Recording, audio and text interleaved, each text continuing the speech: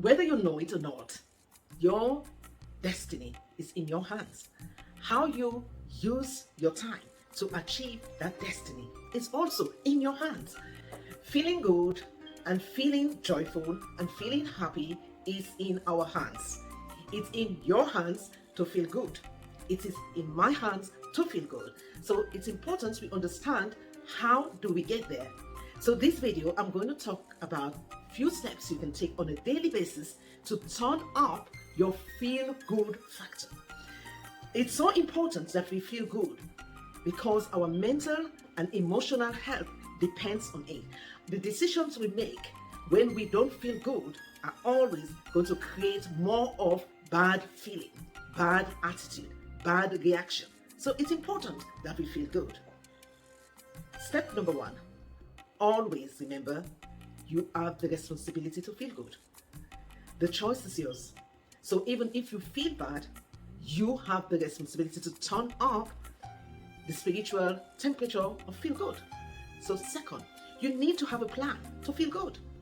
What makes you feel good might be different from what makes me feel good. So I cannot tell you there is a template of what can make you feel good. You have to find out from your own being what makes you feel good. For me, what makes me feel good? I have to begin with reminding myself, who am I in the blueprint of creation? So whatever that is for me, I have to kick it into my life immediately. So the first thing I need to do is to have a conversation with God. I mean, to align my thoughts, my feelings, and my reaction in line with God's purpose for life. Number 3, there's something that we all know can shift negative feelings. Music. Music that speaks to your soul. Something that reminds you about the power of love. Something that uplifts you at the level of your spirit upwards, a level of your soul. Play that music. And your body might not want to dance, but dance anyway.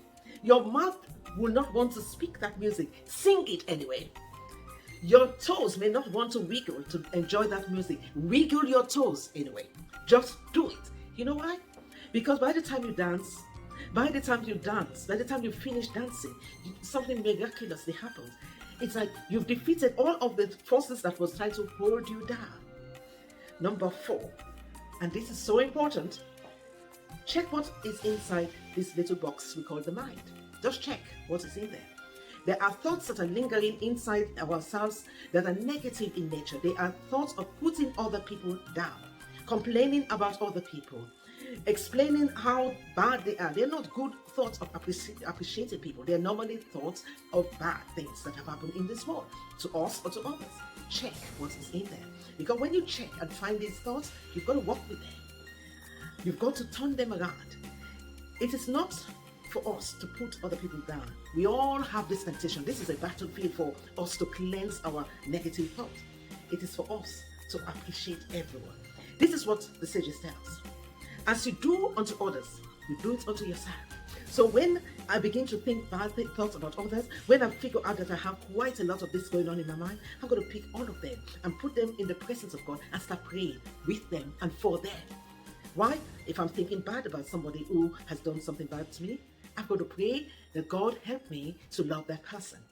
I'm going to ask God to change my attitude, my thinking about that person. I'm going to bring everything in the altar of God and ask God to transform my thinking, to renew my mind, to fill my mind with good things towards that person. Even if I don't feel that they justify to be thought about that way, I still have to do it anyway.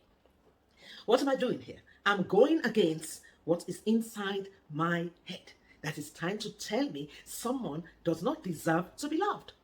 I'm going against everything that stands between me and my connection with God. Because you see, if I entertain this thought that these people or this person does not deserve to be loved, that they're evil, that all of the other negatives that might be swimming in my brain, if I entertain them, it doesn't take a genius to know something powerful is happening here.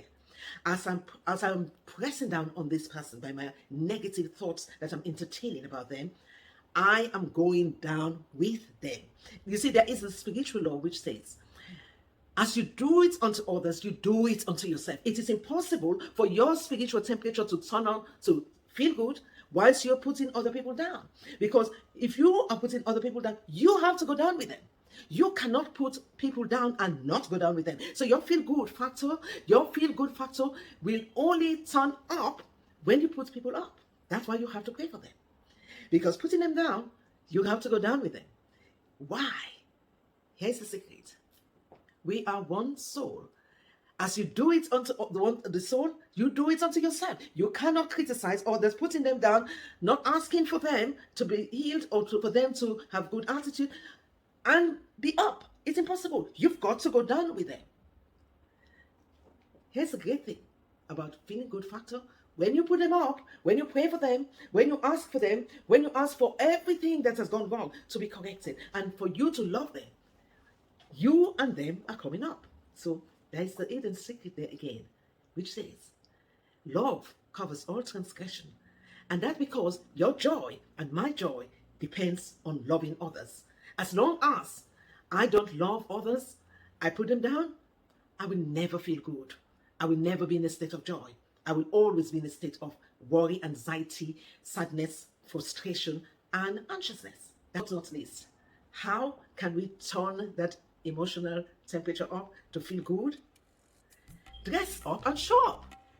Dress up the best you can. Yes, sometimes you don't want to dress up. You just want to be in your pajamas for the rest of the day because of how you feel. Don't do that. Get up. Just get up against your will. Get up. Just get up. If you don't get up and dress up and show up, guess what?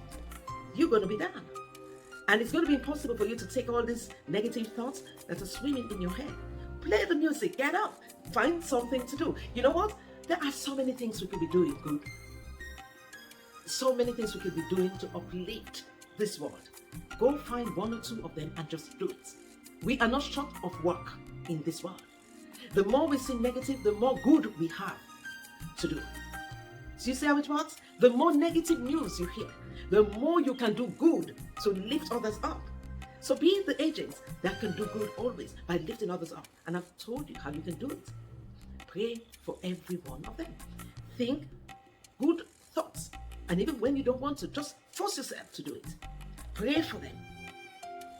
Now I should say, finally, be grateful. Be grateful for everything. Just be grateful.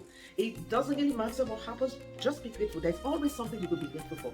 Even if you don't write it in a journal, just speak it out. I am grateful for, say something. I am grateful for life. I am grateful for peace of mind. I am grateful for good health. I am grateful for speaking with my neighbor today.